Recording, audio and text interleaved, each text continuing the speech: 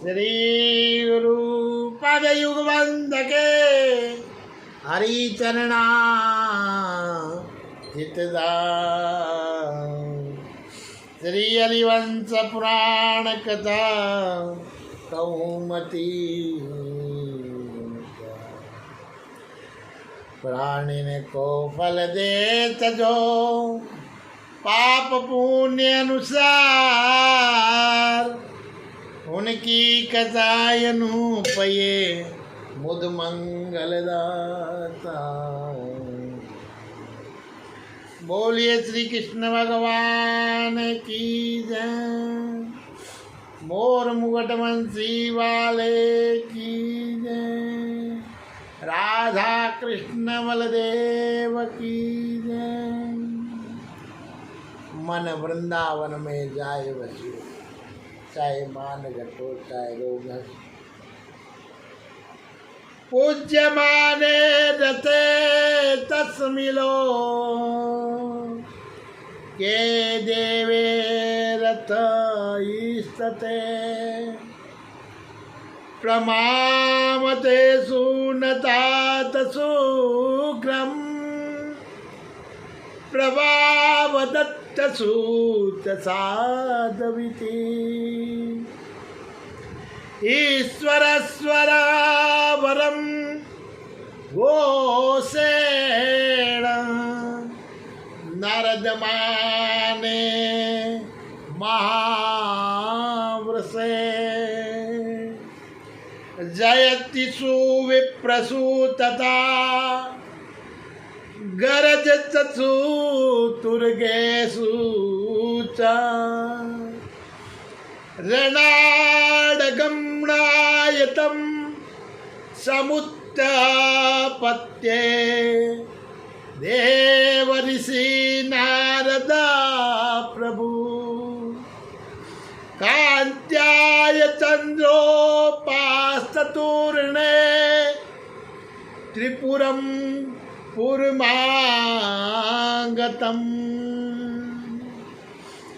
ओतपातिकं तु दैत्यानम् त्रिपुरे वर्तते दूर्वमम्। नारदं सात्रायं भगवान् प्रादुर्भूतस्य तपोधना। आगतं जलदाभासमं समेता सर्वदानवा। उत्तास्ततुरनारदं दिष्टायभिवादन वादिनम्।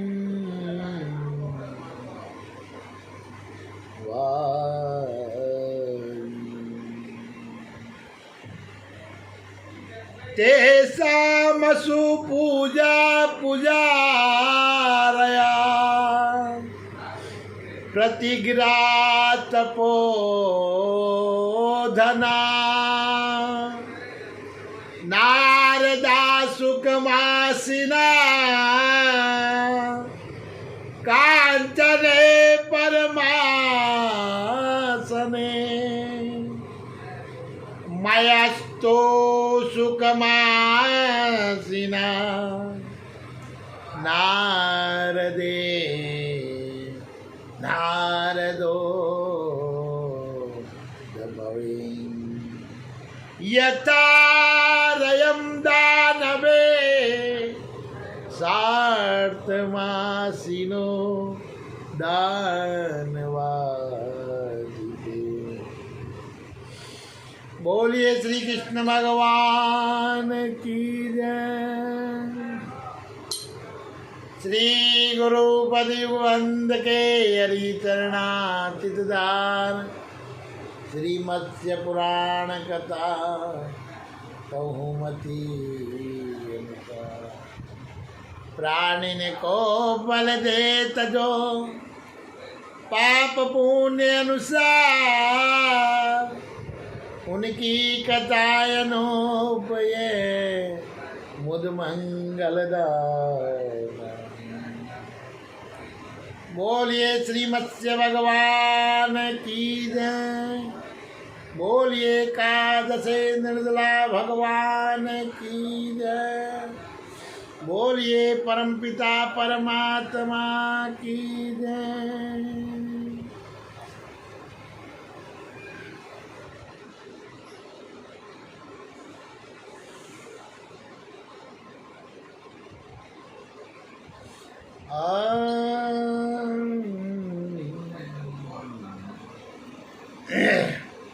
श्री मत्स्य भगवान कथा हरि अनंतरी कथा अनंता दीन दयाल जीवन निरंतर।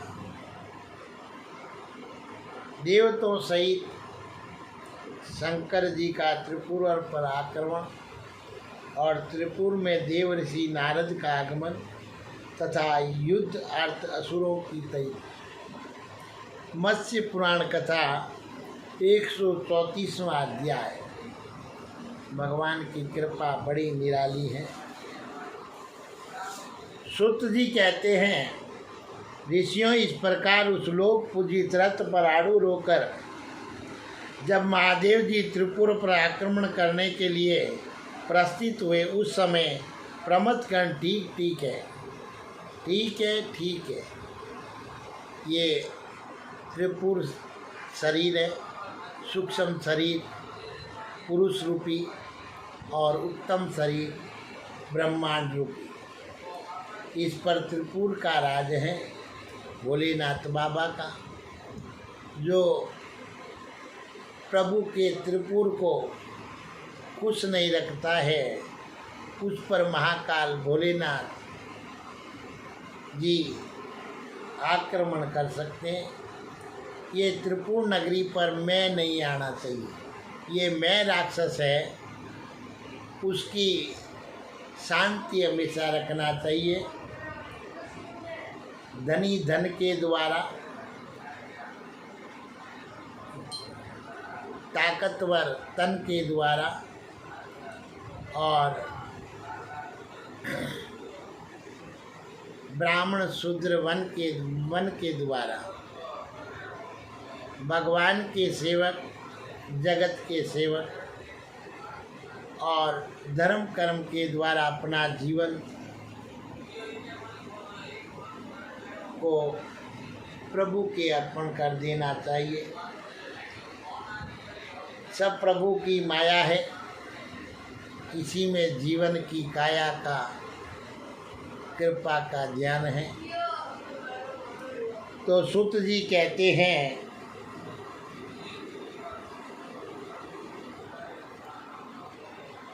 ठीक है, मैं कि राक्षस पर भोलेनाथ जी आक्रमण करने जा रहे हैं। तो महान ऐसा कहते हुए उस स्वर से सिंहनाद करने लगे। महान वृषभ नंदी भी शंकर जी के सदस्य स्वर में गर्जना करने लगा। युद्ध के युद्ध विप्र जय जयकार बोलने लगे तथा घोड़े ऐसने लगे। इसी समय चंद्र तुल्य कांति वाले सामर्थशाली देवऋषि नारद युद्ध स्थल से उछलकर तुरंत त्रिपुर नामक नगर में जा पहुँचे। दैत्यों के उस त्रिपुर में निश्चित रूप से उत्पात हो रहे थे। वहाँ तपस्वी भगवान नारद सहसा प्रकट हो गए। श्वेत मग की सी प्रभा वाले नारद जी को आया हुआ देखकर सभी दानव एक साथ अभिवादन करते हुए उठ खड़े हुए। तत्पश्चात उन ऐश्वर्यशाली दानवों ने पात अर्घ और मधुपर्क द्वारा नारद जी की उसी प्रकार पूजा की जैसे इंद्र ब्रह्मा की अर्चना करते हैं। तब पूजनीय तपस्वी नारद जी उनकी पूजा स्वीकार कर स्वर्ण निमित सेठ आसन पर सुखपूर्वक विराजमान हुए। इस प्रकार ब्रह्मपुत्र नारद जी के सुखपूर्वक बैठ जाने पर दानवराज में भी सभी दानवों के साथ यथा योग्य आसन पर बैठ गए। इस तरह नारद जी को वहाँ सुखपूर्वक बैठे देखकर माँ सूर्य मैया को बड़ी प्रसन्नता हुई। वे अरस से रोमांचित हो उठा और उसके मुख एवं नेत्र प्रसन्नता से खिल उठे। उसने नारद जी से ये बातें कही। मैंने नारद जी से कहा, नारद जी, आप तो भूत भव्य और वर्तमान की सारी बातों की ज्ञाता है, अतः आप ये बतलाइए कि हमारे पूर्व में जैसा उत्पात हो रहा है वैसा संभवतः अन्यत्र कहीं भी नहीं होता होगा। ऐसा क्यों हो रहा है? यहाँ भयदायक स्वप्न दिख पड़ते हैं, ध्वजाएं अकस्मात टूटकर गिर रही है, वायु का स्पर्श न होने पर भी पताकाएं पृथ्वी पर गिर रही है।